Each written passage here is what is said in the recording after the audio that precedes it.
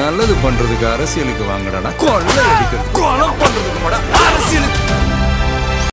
தளபதி விஜய் மற்றும் சங்கீதாவோட விவாகரத்து மனுவோட அடுத்த அப்டேட் கொஞ்ச நேரத்துக்கு முன்னாடி தான் கிடைச்சிருக்கு.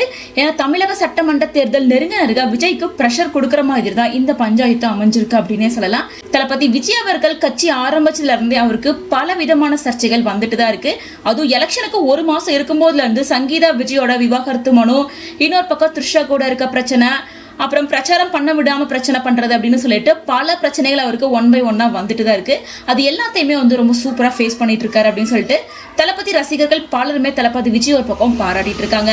இப்படிப்பட்ட நிலையில தமிழக சட்டமன்ற தேர்தல் நடக்கிறதுக்கு இன்னும் 3 நாட்களே இருக்க நிலையில தளபதி விஜய் மற்றும் சங்கீதாவோட விவாகரத்து மனு சென்னை உயர்நீதிமன்றத்துக்கு விசாரணைக்கு வந்திருக்கு. தளபதி விஜய் அவர்கள் தன்னோட மனைவிக்கு விவாகரத்து கொடுக்கறதுல முழு சம்மதம் அப்படின்னு தெரிவிச்சிருக்காராமா.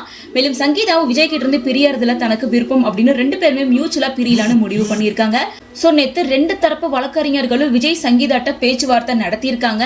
மேலும் 2 பேருக்கும் ரொம்ப நெருக்கமான ஜோசியர் முன்னிலையில பேச்சுவார்த்தையும் நடந்திருக்கு.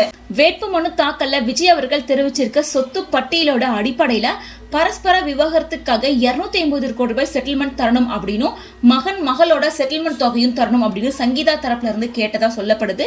மேலும் மனைவிக்கு விஜய் 250 கோடி ரூபாய் கொடுக்கணும் அப்படின்னு சங்கீதா மென்ஷன் பண்ணியிருந்த நிலையில மனைவிக்கு மட்டுமே 35 கோடி ரூபாய் செட்டில்மெண்ட் தரதா விஜய் சொல்லியிருக்காரு. மேலும் மகளை அவர் பாத்துக்கிறதாவும் ஒத்துக்கிட்டு இருக்காருன்னு தகவல்கள்லாம் வந்திருக்கு. ஸோ இந்த வழக்கோட விசாரணை நாளைக்கு நடக்க இருக்கு. ஸோ இது சங்கீதாக்கு சாதகமா அமையுமா அல்லது விஜய்க்கு சாதகமா அமையுமா அல்லது இந்த வழக்கோட தீர்ப்பு விஜயோட அரசியல் வாழ்க்கையை பாதிக்குமா என்ன அப்படிங்கிற அப்டேட் எல்லாம் வெயிட் பண்ணி தான் பார்க்கணும்.